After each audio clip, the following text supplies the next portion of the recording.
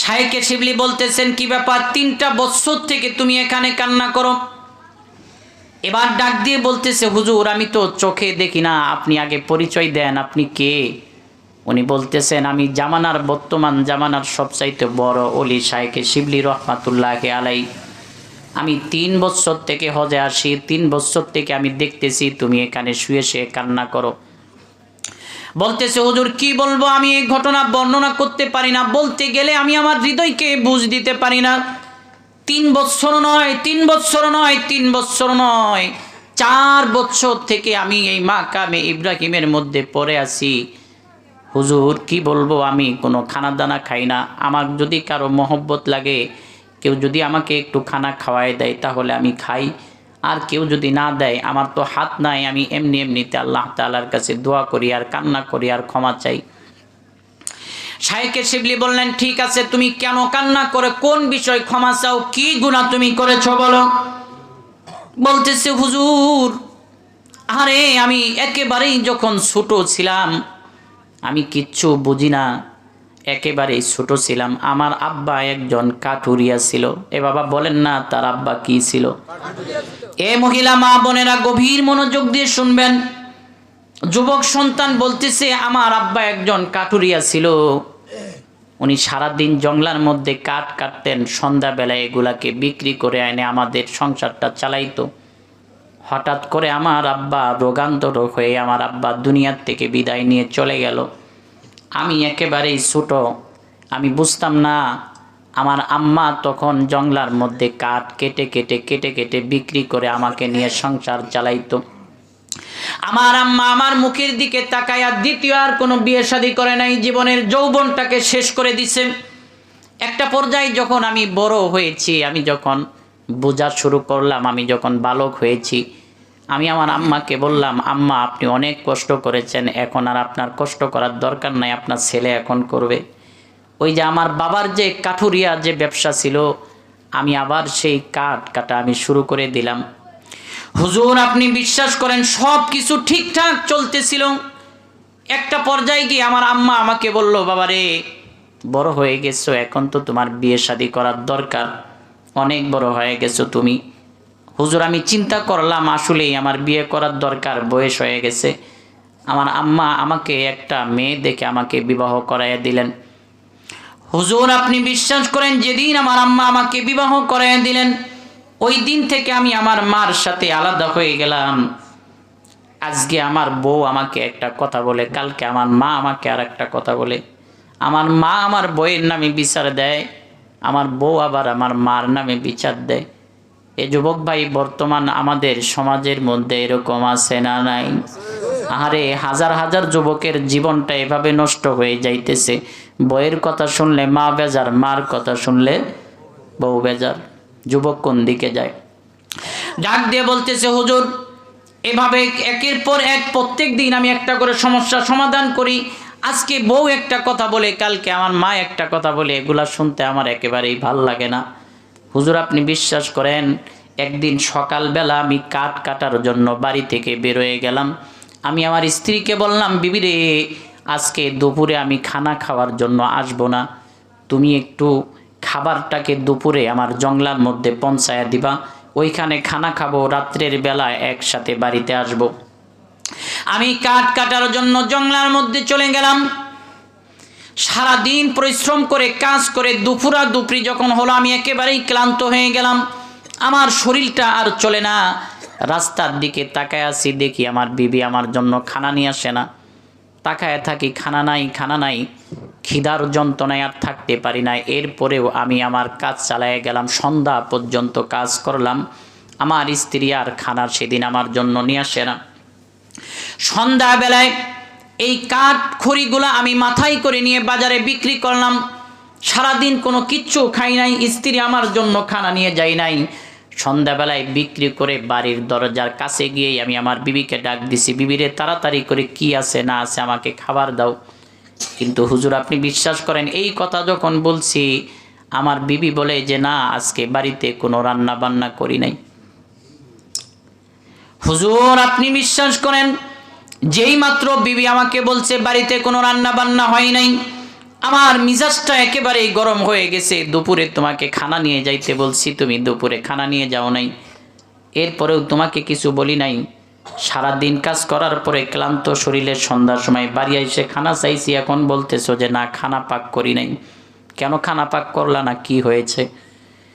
স্ত্রী বলতেছে স্বামীরে ক্লিয়ার কথা হলো, আজকের থেকে এই বাড়ির মধ্যে হয়তো আমি থাকবো, নয়তো তোমার মা থাকবে। আমি যদি থাকি তাহলে তোমার মা বাড়িতে থাকতে পারবে না, আর তোমার মা যদি বাড়িতে থাকে তাহলে তোমার বাড়িতে আমি থাকবো না। তোমার মা শুধু কাই কাই ঘাই ঘাই করে ঝগড়া করে, তোমার মা এগুলা শুনতে আমার ভালো লাগে না। হুজুর আমার বউ যখন এই কথা বলছে, আমার ভিতরে শয়তান প্রবল হয়ে দাঁড়াইছে। আমি বললাম বিবিরা আমার, আম্মা কোথায় বলো, রাগ আর সহ্য হচ্ছে না। স্ত্রী বলল তোমার মা কাঠের মধ্যে আগুন লাগাইয়া আগুন তাপাচ্ছে। হুজুর আমার আম্মা বৃদ্ধা মানুষ, ঠান্ডার মধ্যে আগুনের মধ্যে খড়িগুলো একত্রে করে আগুন ধরাইয়া আগুন তাপাইতেছিল। আমার এমন মিজাজটা গরম হইল, শয়তান আমাকে এমনভাবে পেয়ে বসলো। হুজুর আমি কোনো কিছু চিন্তা না করে আমি দৌড়িয়ে গিয়ে পিছন দিক থেকে আমি আমার আম্মার পিঠের মধ্যে একটা লাথি দিছিলাম।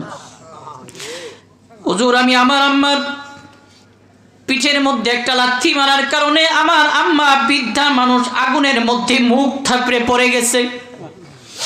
এ যুবক ভাই আমার আম্মা যখন আগুনের মধ্যে মুখ থাপড়ে পড়ে গেছে, আহারে আমার তখনও হুঁশ আসে না আমি এটা কি করে ফেললাম। আমার আম্মাকে আমি লাথি দেওয়ার কারণে যখন আগুনের মধ্যে পড়ে গেছে, আমি পিছনের দিকে আসতেছি। হুজুর আপনি বিশ্বাস করেন 2-3 কদম আসার পরেই আমার হুঁশ ফিরে আসছে। আহারে এটা আমি কি করলাম যে মা আমাকে নিজের যৌবন শেষ করে আমাকে লালিত পালিত করছে।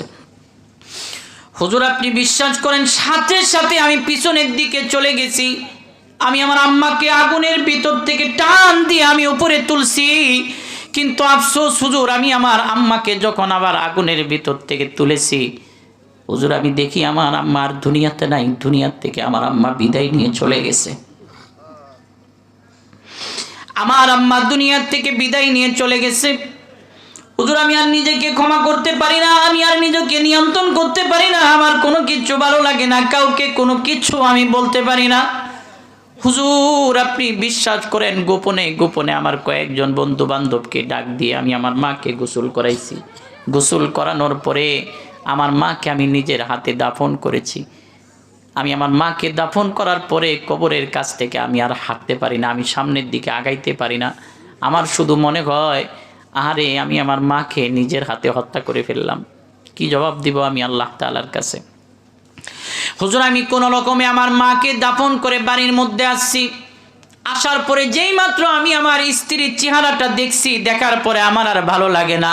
আমার মনে হয় যেই স্ত্রীর কারণে আমি আমার মাকে হত্যা করে ফেললাম, এই স্ত্রীকে আমি আর রাখবো না। হুজুর আমি সাথে সাথে আমি আমার স্ত্রীকে তালাক দিয়ে দিয়েছি, তালাক দিয়ে বাড়ি থেকে বের করে দিয়েছি। হুজুর আপনি বিশ্বাস করেন এরপরেও রাত্রের বেলা আমি ঘুমাইতে পারি না, চক্ষুটা বন্ধ করলেই আমার শুধু মনে হয় যে আমি আমার মাকে হত্যা করে ফেললাম। রাত্রের বেলা আমি ঘুম আসতে পারি না, শুধু শরীরটাকে মসুর পারে ছন্তাই করে। হুজুর একটা পর্যায়ে আমি ঘুম থেকে উঠে গেলাম, যেই কুড়াল দিয়ে আমি জংলার মধ্যে কাঠ কাটতাম হুজুর, ওই কুড়ালটাকে আমি বের করে নিয়ে এসে আমার বাম পাটা আমি নিজের হাতে বাঁধছি। বাঁধার পরে নিজের হাতে কুড়াল দিয়ে আমি যে পা দিয়ে আমার মাকে নাত্তি মেরেছি, এই পাটাকে আমি নিজের হাতে কেটে ফেলছি। 1 দিন 2 দিন 3 দিন যাই নাই হুজুর, এরপরেও আমি শান্ত থাকতে পারি না। আমার শুধু মনে হয় আমি কি করলাম, আরে এরপরেও যদি আল্লাহ আমাকে মাফ না করে। এরপরে আমার একটা পর্যায়ে মনে করলো হুজুর আমি যেই হাত দ্বারা আমি আমার মাকে আঘাত করেছি, এই হাত আমি রাখবো না। আমি বাম হাত দ্বারা আমার ডান হাতটাকে আমি কেটে ফেলছি হুজুর। এরপরেও আমি নিজেকে বুঝ দিতে পারি না হুজুর। এরপরেও আমার মনে হয় আহারে আল্লাহ তাআলা যদি আমাকে মাফ না করেন। আমি চিন্তা করলাম হুজুর যেই চক্ষু দ্বারা দেখে দেখে আমি আমার মাকে আঘাত করেছি, এই চক্ষু আমি রাখবো না। হুজুর আমি নিজের হাত দ্বারা আমি আমার চক্ষু দুটাকে নষ্ট করে দিয়েছি, শেষ করে দিয়েছি। এরপরেও আমি রাত্রে ঘুমাইতে পারি না, আমার শুধু মনে হয় যে আল্লাহ তাআলা মনে হয় আমাকে মাফ করবে না, আমার মতো নাফরমানকে ক্ষমা করবে না। এলাকাবাসীদেরকে বললাম, এলাকাবাসীরা রে, কে কোথায় আছো? দুনিয়াতে কি এমন কোন জায়গা আছে যেই জায়গায় গিয়ে দোয়া করলে আল্লাহ তাআলা কবুল করবে? এলাকাবাসী বলল, মক্কার কাবায় হাকিমের কাছে চলে যাও, কাবা ইব্রাহিমের কাছে দোয়া করলে সেখানে দোয়া কবুল হয়। আজ 4টা বছর থেকে এখানে শুয়ে শুয়ে দোয়া করি, আজও পর্যন্ত আল্লাহ তাআলা আমাকে ক্ষমা করছে কিনা জানি না। আপনি যেহেতু আল্লাহর ওলি, আপনি একটু দেখেন না আল্লাহ তাআলা আমাকে মাফ করছে কিনা, একটু খবর নেন। আল্লাহর ওলি শাইখে শিবলি রহমাতুল্লাহি আলাইহি সেজদার মধ্যে পড়ে গেলেন, ইলহাম হয়ে গেল, ওহে মালিক, আপনার এক বান্দা এতদিন থেকে কান্না করে, 4 বছর থেকে মাকামে ইব্রাহিমে শুয়ে শুয়ে কান্না করে, আপনি কি তাকে মাফ করছেন? আল্লাহ তাআলা ইলহামের মধ্যে জানায় দিলেন, বন্ধুরে, আপনি আপনার সেই ভাইকে বলে দেন 4 বছর নয়, এই যুবক যদি কিয়ামত পর্যন্ত যদি হায়াত পায়, আমি আল্লাহ তাআলা তাকে যদি কিয়ামত পর্যন্ত হায়াত দিয়ে দেই, আর কিয়ামত পর্যন্ত যদি এখানে শুয়ে শুয়ে কান্না করে আর আমার কাছে মাপ চায়, আমি আল্লাহ রব্বুল আলামিন তাকে ক্ষমা করব না। আহারে যুবকের কান্না আরো বাড়ে গেল, আরো বাড়ে গেল, চিল্লায় চিল্লায় শুধু কান্না করে, মালিক, আর কোন আমল করলে আপনি আমাকে ক্ষমা করবেন আল্লাহ? আপনি একটু বলেন না, কি করলে আপনি আমাকে মাফ করবেন? আমার ক্ষমা পাইতেই হবে। শাইখে শিবলি বলে, আল্লাহ গো, তাইলে আপনার বান্দা কেমনে ক্ষমা পাইতে পারে? আল্লাহ তাআলা জানাই দিলেন, দুস্থ, আপনি আপনার ভাইকে বলে দেন, কবরের পাশে গিয়ে যতক্ষণ পর্যন্ত না ক্ষমা চাবে, আর কবরের ভিতর থেকে যতক্ষণ না মা তাকে ক্ষমা করবে, আমি আল্লাহ রব্বুল আলামিন তাকে ক্ষমা করতে পারি না। কবরের কাছে চলে যাওয়া হলো। শাইখে শিবলি তাকে নিয়ে তার মার কবরের কাছে গেলেন। কবরের কাছে গিয়ে দোয়া করলেন, মাগো, আপনি দয়া করে মায়া করে আমাকে একটু মাফ করে দেন, 4 বছর থেকে কান্না করি, আল্লাহ মাফ করে না। সঙ্গে সঙ্গে ইলহাম হয়ে গেল, শাইখে শিবলিকে বলা হলো তার মা তাকে ক্ষমা করে দিয়েছে, আর আমি আরশের মালিকও তোমার সেই ভাইকে মাফ করে দিলাম। তার মানে কি বুঝলেন? আপনি শতবার যেই ব্যক্তি আপনার আমাদের মধ্যে যারা আব্বা আম্মাকে কষ্ট দিছি, কসম আল্লাহ তাআলার, আপনি যদি মক্কা শরীফের কাবা ঘরের যদি ইমাম সাহেব হন, কাম হবে না। 1 সেকেন্ডের 1 ওয়াক্ত নামাজ আপনার কবুল হবে না, কোনো ইবাদত আপনার কাছে গণ্য হবে না। যদি কেউ যদি মা বাবার অন্তরে যদি কষ্ট দিয়ে থাকেন, চাঁদপুর রেল স্টেশনে এখনো দেখবেন একজন পাগল আছে। এই পাগল উলঙ্গ অবস্থায় ঘোরাফেরা করে। এই চাঁদপুর রেল স্টেশনে নামার পরে আমরা জিজ্ঞাসা করেছিলাম দোকানদারদেরকে, আসলে ঘটনা কি? শিক্ষিত ইংরেজিতে টকিং করে, ইংরেজিতে কথা বলে, কি ব্যাপার? মানুষেরা বলে যে ইনি ব্যাংকের সিও ছিল, উনি আমার আম্মার সাথে বিয়াদবি করেছে, আম্মার সাথে বিয়াদবি করার কারণে মা বদদুয়া দিছে, যার কারণে রেল স্টেশনে এখন ঘুরে বেড়ায়। এজন্য মেরে ভাই, দোস্ত আর বুজুর্গ, আজকে যারা মাহফিলের ময়দানে আছেন, যুবক ভাই যে কয়েকজন যারা দেখা যাচ্ছে একেবারে হাত ধরে, আপনারা যদি বলেন যে হুজুর ওখান থেকে নামে নিচে আছে, পাও ধরে কোন, কসম খোদার, আল্লাহ তাআলার কোরআনুল কারীম আছে, আমি আপনাকে একজন দ্বারাই বলেন যে আমার পাও ধরে বলবেন, আমি নিচে নামে যাই আপনাদের পাও ধরে বলবো, আব্বা আম্মার সাথে বিয়াদবি যারা করছিস মাপসা, জিন্দেগি ধ্বংস হয়ে যাবে, ইবাদত কিচ্ছু থাকবে না। আগুন যেরকম ভাবে লাকড়িকে জ্বলায় পুরায় ছারখার করে দেয়, বাবা মার যদি মনের মধ্যে যদি কষ্ট থাকে তোমার উপরে, কসম আল্লাহ তাআলা, তোমার নেক আস্তে আস্তে পুড়তে ধ্বংস হয়ে যাবে। এই জন্য আজকেই নিয়ত করবো তো ইনশাল্লাহ যে বাবা মা যারা যা করছে এগুলো সব কিছু ক্ষমা চাবো। আর যাদের আম্মা আব্বা দুনিয়ার থেকে চলে গেছে, কি করবেন? অনেকেই আছে এখান থেকে আব্বা আম্মা চলে গেছে, কষ্ট করে এখানে হাত তুলেন দেখি কার আব্বা অথবা আম্মা দুইজনের একজন নাই, হাত তুলেন দেখি কার কার। আল্লাহু আকবার, আল্লাহু আকবার, হাত নামান সকলে। কবরের ভিতর থেকে আব্বা আম্মা তাকায় থাকে। সন্তান যখন বৃদ্ধ হয়, কবরের মধ্যে সালাম দিলে কবরের লোকেরা দেখে না? এই কবরের লোকজন দেখে না? উহুদের যুদ্ধের মধ্যে, বদরের যুদ্ধের মধ্যে যে সমস্ত সাহাবীরা এই ইহুদি বেঈমান যারা কতল হয়েছে, এদেরকে একটা গর্তের মধ্যে, একটা কুয়ার মধ্যে কবর দেওয়া হয়েছে মসজিদে নববীর পাশে। আল্লাহর রাসূল সেই কুয়ার পাশে গেলেন, যাওয়ার পরে বলতেছেন, কেরে উতবা, সাইবা, আবুল আহাব, কইছিলাম না, আবু জেহেল, কইছিলাম না যে আমারে বিশ্বাস কর, আমি সত্য নবী, তোরা আমার কথা মানুষ নাই, এখন কি শাস্তি পাইতেছো? সাহাবারা জিজ্ঞেস করলেন, হুজুর হেরা তো মারা গেছে, হেরা কি আপনার কথা শুনে? আল্লাহর রাসূল বললেন, উমর শোনো, দুনিয়ার মানুষ যেরকম ভাবে শুনে দেখে, এর চাইতে 100 গুণ বেশি শ্রবণ করে এবং দেখে হলো কবরের মধ্যে যারা আছে তারা। তা না হইলে আপনি কবরের পাশে গিয়ে কেন বলেন আসসালামু আলাইকুম ইয়া আহলাল কবর? যে সালাম নিবে তাকেই তো আপনি সালাম দিবেন, যে সালাম নিবে না, শুনে না, তাকে সালাম দেন আপনি। তার মানে কবরের কাছে গিয়ে সালাম দেন মানে কি কবরের লোক আপনার সালাম শুনে? আপনার আব্বা আম্মা যারা দুনিয়ার থেকে চলে গেছে বৃদ্ধ হওয়ার পরে, এই যে আমাদের সভাপতি সাহেব নুর সাহেব, ওনার আব্বা আম্মা দুনিয়ার থেকে গেছে, এই অবস্থায় ওনার বয়স কি বর্তমানে কি 32 বছরের যুবক? উনি যদি এখন কবরের পাশে যায়, ওই যে আব্বা আম্মা, আহারে ওরা বলে মালিক আরে দেখো না আমার সন্তানটা একেবারে বৃদ্ধ হয়ে গেছে, দুনিয়ার থেকে চলে যাওয়ার সময় হয়ে গেছে, এখনো আবার আমার কবরের পাশে দাঁড়ায় গেছে, আল্লাহ আপনি দয়া করে মায়া করে আমার সন্তানের গুনাহ মাফ করেন। অথচ উনি গেছে ওনার আব্বা আম্মার জন্য দোয়া করার জন্য, তাই গেছে না? যুবক যখন মাহফিলের প্যান্ডেলের মধ্যে থাকে, যখন কোনো ভালো আমলের মধ্যে থাকে, আব্বা আম্মার কথা স্মরণ করে, আহারে বিসমিল্লাহির রহমানির রহিম, আয় আল্লাহ এটা আব্বারে দিয়ে দেন, আম্মারে দিয়ে দেন। ওই যে কবরের ভিতর থেকে তাকায়া থাকে, সন্তান রে দুনিয়াতে তোমার জন্য এত কিছু করলাম, একটু দোয়া কর আমার জন্য, ধন সম্পদ তোর জন্য ফালাই রাইখে আইছি, আরে জমিন তোর জন্য ফালাই আইছি, এগুলা দিয়ে একটু আমার জন্য দোয়া কর। কবরের ভিতর থেকে তাকায়া থাকে। তাহলে আপনাদের করণীয় কি? মাপ তো চাইতে পারেনি অনেকেই। আল্লাহ তাআলা আব্বা আমার আপনার খুশি আছে না বেজার আছে আমরা তো জানি না। এজন্য কবর পারে যাওয়ার অভ্যাস করা, কবর জিয়ারতের অভ্যাস করা। প্রতি শুক্রবারে ফজরের নামাজের পরে একবার হলেও যান, প্রতি বছরে একবার হলেও যান, সপ্তাহে একবার হলে যান, প্রত্যেকদিন ফজরের পরে যে আব্বা আম্মার সাথে দেখা করে আসেন, জিয়ারত করে আসেন যায়, তাহলে আপনার আব্বা আম্মাও আপনার জন্য দোয়া করবে, আপনি আব্বা আম্মার জন্য দোয়া করবেন। হাসরের ময়দানে আল্লাহ তাআলা আপনাদেরকে একত্র করবে। এজন্য আমি বলি যারা দুনিয়ার থেকে চলে গেছেন, একটা প্রতিষ্ঠান, ইসলামিক প্রতিষ্ঠান, যে প্রতিষ্ঠানের মধ্যে আল্লাহ তাআলার বাণী শিক্ষা দেওয়া হয়, এই যে আজকে কোরআনের হাফেজা বের হলো, যাদেরকে পাগড়ি দেওয়া হলো, আহারে কি সুন্দর কপাল্লা তাদের ভাগ্য। হাদিস শরীফের মধ্যে আছে ইউকালু লিসাহিবিল কুরআন ইকরা ওয়ারতাকি ওয়ারাতিল কামা কুনতা তুরাতিল ফিদ দুনিয়া ফাইন্না মানজিলাতাকা ইনদা আখিরি আয়াতিন তাকরাউহা। কিয়ামতের দিন একজন হাফেজে কোরআন, একজন হাফেজাকে বলা হবে, একটা প্রাসাদের কাছে গিয়ে বলা হবে তুমি পড়তে থাকো, ইকরা পড়তে থাকো, যতটুক পর্যন্ত কোরআন শরীফ পড়তে পড়তে সিঁড়ির মধ্যে তুমি উঠবা, ততটুক পর্যন্ত প্রাসাদ তোমার নামে লিখে দেওয়া হবে। বলেন সুবহানাল্লাহ। আহা, শুধু তাই নয়, একজন হাফেজে কোরআনের আম্মা, এই যে যাদের মাথায় আজকে টুপি পাগড়ি পরায় দেওয়া হলো, এদের মাথার মধ্যে এমন একটা টুপি পরানো হবে, এমন একটা নূরের টুপনি পরানো হবে, যেটা সূর্যের আলোর চাইতেও বেশি আলোকিত হবে। বলেন সুবহানাল্লাহ।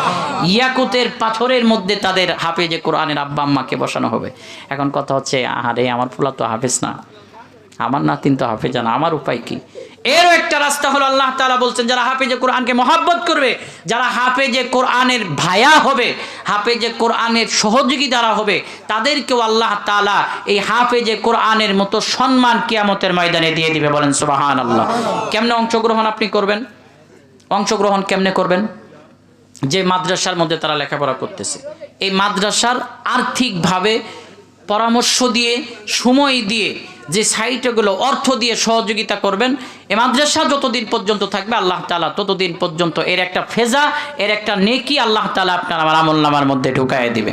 এজন্য যাদের আব্বা আম্মা নাই, আব্বা আম্মার বয়ান করলাম, যারা নাই, এই মাদ্রাসার উন্নয়ন কল্পে এমন এই যে অল্প কয়েকজন মানুষের মধ্যে, বিশেষ করে আমার মা বোন যারা আছেন তারা সহ, এই মাদ্রাসা উন্নয়ন কল্পে আব্বা আম্মা দুনিয়ার থেকে নেই চলে গেছেন, একজন ব্যক্তি, দুইজন ব্যক্তি, শুরুতে এমন দুইজন ব্যক্তি আমি দেখতে চাই, যে দুইজন ব্যক্তি আব্বার দুনিয়ার থেকে চলে গেছে, আব্বার জন্য 5,000 টাকা, আম্মার জন্য 5,000 টাকা, 10,000 টাকা আমি এই মসজিদকে ভালোবেসে, আমার আব্বা আম্মাকে ভালোবেসে অনেক টাকা পয়সা আমাকে দিয়ে গেছে, দুনিয়ার ধন সম্পদ দিয়ে গেছে।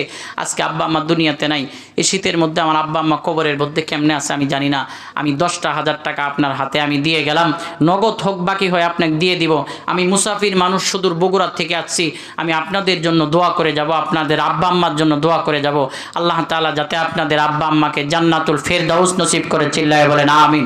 এমন দুইজন ব্যক্তি দেখতে চাই, যে একজন ব্যক্তি 10,000 টাকা দিবেন। এখানে অনেক লোক আছে যারা দেওয়ার মতো, যেমন বিশেষ করে আমাদের সভাপতি সাহেব, ওনার সাথে গত বছর আমার কয়েকবার ফোনে কথা হয়েছে, আপনারা বলতে প্রায় 5 থেকে 7 বারের চাইতেও বেশি কথা হয়েছে। আমার অত্যন্ত নরম দিলের মানুষ উনি আমাকে কয়েকবার বলছেন, হুজুর আসলে মাহফিলগুলা নিয়ে খুব পেরেশানিতে, অনেক দৌড়াদৌড়ি করতে হয়।